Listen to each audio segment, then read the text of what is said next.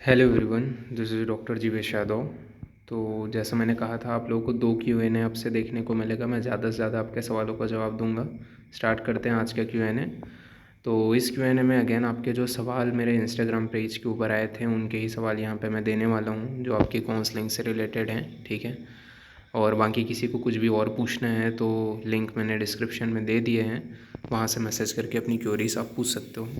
Start करते हैं अपन लोग। तो पहला Q&A यहाँ पे है। गुड आफ्टरनून सर, जो ओबीसी नॉन क्रीमी लेयर का सर्टिफिकेट जो आपका एनोरेक्स 4th में बताया है, वो कैसे बनवाना है? देखो, बनवाने का बहुत ईजी तरीका है। आपके पास स्टेट का सर्टिफिकेट ऑलरेडी होगा ओबीसी नॉन क्रीमी लेयर का, उसको आपको जाना है, उसको ले जा करके उसी के बिहाफ पे आपका जो सेंट्रल का सर्टिफिकेट है वो बनता है, ठीक है। तो उसको आपको जो आपके कैफ़े वगैरह होते हैं, ठीक है, या फिर अपन क्या बोल सकते हैं उसको, चॉइस सेंटर जिसको बोला जाता है, ठीक है, वहाँ पे आपको जाना है। ई मित्र जो सेंटर है वहाँ पे, और वहाँ पे आपको बताना है कि सर मेरा जो स्टेट है वो सर्टिफिकेट है, मेरे को सेंट्रल के लिए अप्लाई करना था इसके बिहाफ पे, ये वाली फॉर्म में, ठीक है। तो आपका जो है वो उस फॉर्म में वो जो है वो लोग अप्लाई कर देते हैं, और आपका अराउंड 1 मंथ नहीं रखता, सॉरी, 1 या 2 वीक में आपका बन के आ जाता है, ठीक है। तो ईजी है स्टेप। आपके पास स्टेट वाला होगा, उसी के बिहाफ पे ये सेंट्रल वाला बनता है, ठीक है। नेक्स्ट क्वेरी की ओर अपन आगे बढ़ते हैं। 3 का क्वेश्चन है। Good afternoon sir, UP state की काउंसलिंग डेट कब तक आएगी? तो ऑलरेडी डेट आ गई है, मैंने उसका डिटेलिंग वीडियो बना लिए हैं, आप चेक कर सकते हो उसको। नेक्स्ट क्वेरी की ओर अपन आगे बढ़ते हैं। तो यहाँ पे इनका क्वेश्चन है। गुड आफ्टरनून सर, इनका ARI जो रैंक है वो 403 है, सेकेंड राउंड में सेंट्रल इंस्टीट्यूट में अलॉट होने के चांसेस हैं क्या? सर, जनरल कैटेगरी है। इसके अलावा इन्होंने पूछा है, नमस्ते सर, फर्स्ट राउंड में सीट अलॉट हुआ है बट रिपोर्टिंग नहीं किया, एंड सेकेंड राउंड और थर्ड राउंड अगर सीट अलॉट नहीं हुई तो स्टे वैकेंसी राउंड तक जा सकते हैं क्या? तो सबसे पहले तो मैं आपको ये बताना चाहता हूँ, ठीक है, सेंट्रल इंस्टीट्यूट के चांसेस तभी हैं जब आप प्रेफरेंस सही तरीके से भरोगे, तभी चांसेस हैं, ठीक है, अदरवाइज चांसेस नहीं हैं, ठीक है। उसके लिए आपको एक जैसा प्रॉपर जो गाइड कर सके वो व्यक्ति चाहिए, ठीक है, जो प्रेफरेंस फिलिंग में आपकी गाइड कर सके, जो चीज़ों को ऑलरेडी जानता हो, कहाँ पे कौन से सीट के ऊपर सेंट्रल इंस्टीट्यूट में अप्लाई करोगे तो चांसेस रहेगा, तो एक बार चांसेस बनेगा। अदरवाइज़ आप अपने अनुसार या फिर जिनको नॉलेज नहीं है उनके अकॉर्डिंग आप अपने अनुसार भर दोगे तो चांसेस नहीं है। तो पहला क्वेश्चन का तो जवाब मैंने दे दिया। सेकंड जो क्वेश्चन है उसका जवाब मैं यहाँ पे मैं आपको देना चाहता हूँ। जैसे आपका क्वेश्चन है कि फर्स्ट राउंड में सीट अलॉट हो गया है बट रिपोर्ट नहीं किए हो, ठीक है, तो अगर रिपोर्टिंग नहीं करोगे तो सेकंड और थर्ड राउंड में सीट अलॉट नहीं हुई तो स्टे वैकेंसी राउंड में जा सकते हैं क्या? तो स्टे वैकेंसी जो राउंड है आप चेक कर लेना, ठीक है, साइट के ऊपर भी चेक कर लेना। अभी तक तो मैंने देखा है नहीं हुआ है, ठीक है, थर्ड राउंड में ही पूरी सीट्स फिल हो जाती हैं, ठीक है।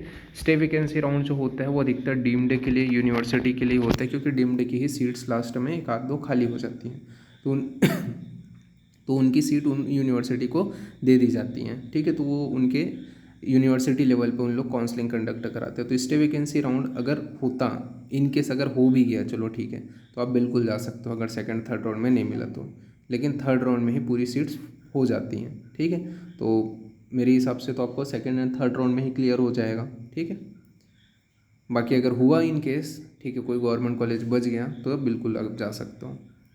नेक्स्ट क्वेरी की ओर अपन आगे बढ़ते हैं। तो यहाँ पे इनका क्वेश्चन है, हेलो सर, अय्या में टोटल द्रव्य गुण के 7 सीट हैं, उन्होंने 8 सीट रिलीज़ की है सेंट्रल तथा दिल्ली यूनिवर्सिटी के, बट सेंट्रल कोटा में एक भी सीट जनरल ओपन के लिए नहीं दिया है। ऐसा कंडीशन में कुछ नहीं हो सकता क्या, अगर ओपन की वो सीट चाहिए हो तो देखो, आपने जैसा बोला कि टोटल 7 सीट हैं, ठीक है, उन्होंने 8 सीट रिलीज़ की है सेंट्रल एंड दिल्ली की, ठीक है, तो बट सेंट्रल कोटा में एक भी सीट जनरल ओपन के लिए नहीं दी है।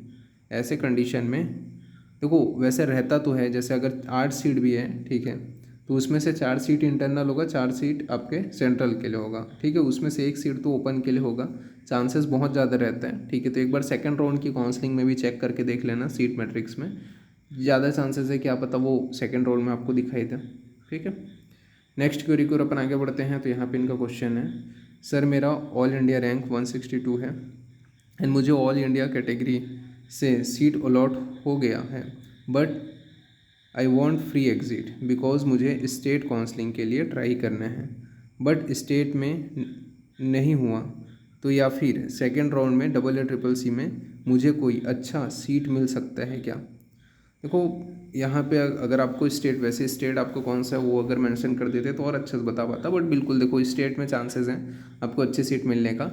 और अगर अच्छी सीट नहीं मिली, ठीक है, तो AA के सेकंड राउंड में भी चांसेस रहेगा, ठीक है, क्योंकि कई सीट्स, अच्छी सीट्स छूट जाती हैं सेकंड राउंड में भी, ठीक है, या ओपन हो जाती हैं, तो बिल्कुल चांसेस रहेगा, ठीक है। नाउ नेक्स्ट क्यूरी की ओर अपन आगे बढ़ते हैं। तो नेक्स्ट क्यूरी है यहाँ पे, हेलो गुड मॉर्निंग सर, मुझे फर्स्ट राउंड में सीट अलॉट नहीं हुई, तो सर कुछ डाउट है। पहला इनका डाउट है कि सेकंड राउंड में नॉन क्लिनिकल सब्जेक्ट में कोई अच्छे कॉलेज में सीट मिल सकती है क्या। दूसरा इनका डाउट है, मेरा स्टेट गुजरात है, तो यहाँ पे भी फर्स्ट राउंड अभी स्टार्ट हो जाएगा, तो सर मेरा ये डाउट था कि गुजरात के फर्स्ट राउंड में मिल सकता है, फिर AA के सेकंड राउंड में भी सीट अलॉट हुआ तो मेरी स्टेट वाली सीट कैंसिल हो जाएगी, प्लीज़ गाइड कर दीजिए, ठीक है। तो पहला ये है कि फर्स्ट राउंड में अगर आपको कोई सीट अलॉट नहीं हुई, ठीक है, तो यहाँ पे वही है, सबसे पहले बात तो आपके क्यों अलॉट नहीं हुई, इसके पीछे आपका मेन रीज़न तो वही है कि अपना प्रेफरेंस बहुत मैटर करता है, ठीक है। ठीक है, तो जैसे मैं हर बच्चे को बोलता हूँ, प्रेफरेंस बहुत मैटर करता है, जो अच्छे से जानता हूँ उसी के थ्रू ही भरो, ठीक है। अपने हिसाब से आप भरोगे तो चांसेस बहुत कम है, क्योंकि अभी जो है मैंने कितने सारे बच्चों की काउंसलिंग करवाई है, उनके प्रेफरेंस जैसे मैंने भरे थे उसके अकॉर्डिंग तो लगभग जैसे 100 बच्चे हैं तो 100 में से जितने भी बच्चे थे लगभग उनको जो मैंने भरा था उसी के अकॉर्डिंग उनको सीट अलॉट हो गई, ठीक है, ताकि उनका एक जो है सिक्योरिटी रहता है ना कि हाँ भाई हमें ये सीट मिल गया। अब नेक्स्ट टाइम अपन अपग्रेडेशन करा करके नए सीट के ट्राई कर सकते हैं, एक तो है अपने पास ऐसा वाला टाइप से, तो वो चीज़ हुआ है बहुत सारे बच्चों के साथ में हुए हैं, ठीक है। तो वही है कि वो नॉलेज बहुत मैटर करता है कि आपको कैसा है, ठीक है। दूसरी चीज़, जैसे नॉन क्लिनिकल में कौन से कॉलेजेस अच्छे हैं, तो वो तो सीट मैट्रिक्स आने के बाद में सेकंड राउंड के ही पता चलेगा। ऐसा आप कुछ भी नहीं बोल सकते कि कौन सा कॉलेज का क्या है, ठीक है। वो तो सेकंड राउंड में कौन से सीट्स बची हैं उसी के ऊपर मैटर करती हैं। तो सेकंड राउंड की जब आपके पास सीट मैट्रिक्स आएगी तभी आप बोल सकते हो, क्योंकि हर कॉलेजेस वहाँ पे आपके ओपन नहीं होंगे। जैसे आपको 123 या 146 आपको शो अप हो रहे होंगे, ठीक है, उतने आपको शो अप नहीं होंगे सेकंड राउंड में, वो प्रेफरेंस कम हो जाएंगी, ठीक है, क्योंकि मोस्ट ऑफ द जो सीट्स हैं उसके ऊपर एडमिशन हो गए हैं। तो जिनके ऊपर नहीं हुए या जिसके ऊपर फ्री एग्जिट हुआ है वही सीट आपको शो अप होगी, तो ऑलरेडी चॉइस कम हो जाएगी, ठीक है। इसी वजह से वो सेकंड राउंड की सीट मैट्रिक्स चीज़ें आने के बाद में ही पता चल पाएगी कौन सी सीट बची है, और उसके अकॉर्डिंग ही कोई भी व्यक्ति बोल पाएगा कि हाँ ये कॉलेज की सीट नॉन क्लिनिकल के भी अच्छी है।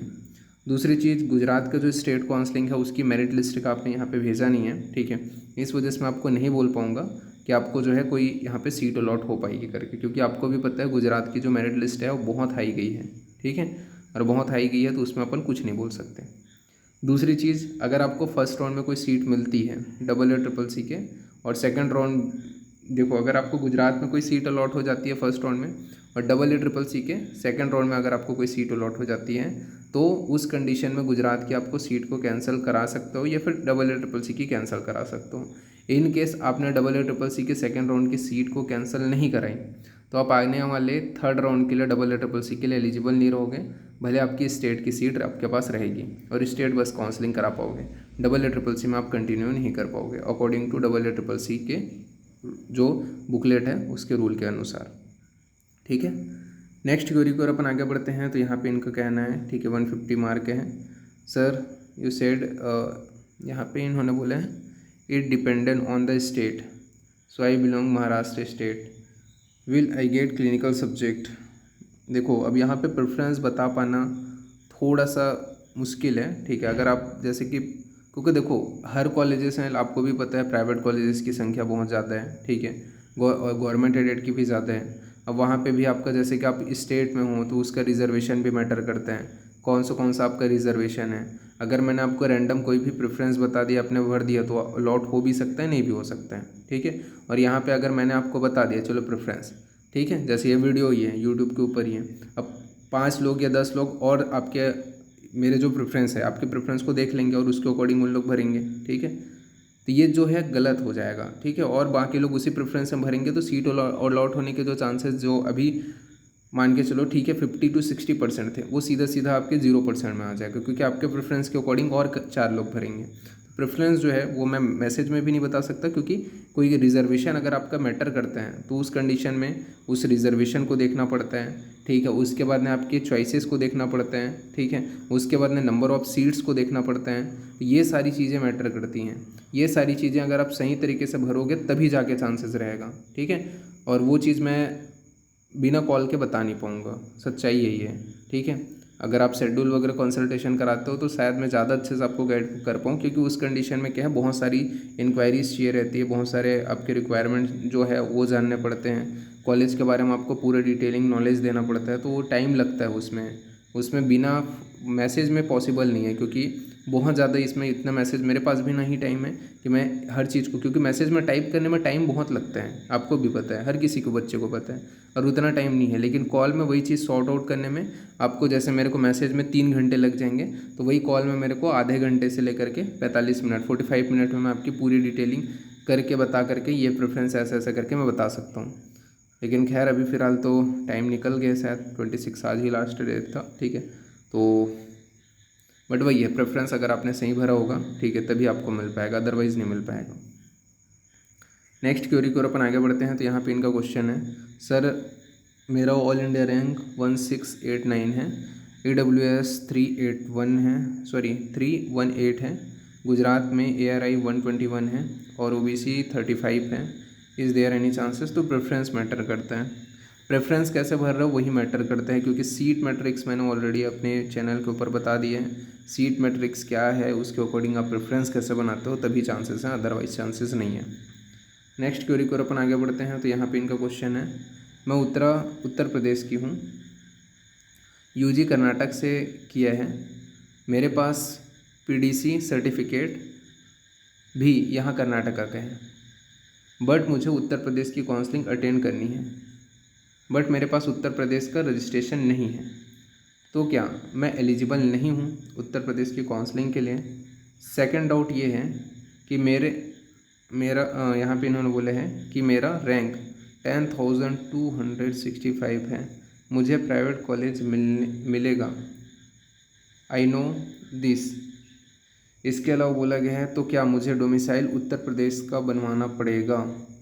ये 2 डाउट को क्लियर कर दो। तो सबसे पहले तो ये है, हाँ बिल्कुल, आपको डोमिसाइल तो उत्तर प्रदेश का लगेगा अगर आप 85% सीट के लिए चाह रहे हो और उत्तर प्रदेश की काउंसलिंग अटेंड करना चाह रहे हो, तो रजिस्ट्रेशन भी नंबर लगेगा उत्तर प्रदेश का। ये दोनों रिक्वायरमेंट ज़रूरी है, ठीक है। अगर कर्नाटका का भी है तो कर्नाटका का भी कर सकते हो, बट उत्तर प्रदेश का अगर आप चाह रहे हो 85% सीट में, क्योंकि वहाँ पर सबसे ज़्यादा प्राइवेट कॉलेजेस हैं, प्राइवेट कॉलेजेस में समथिंग 156 सीट है, ठीक है, शायद, सॉरी 166 या 167 है, 56 बोल दिया मैंने, हाँ वैसी कुछ है, ठीक है।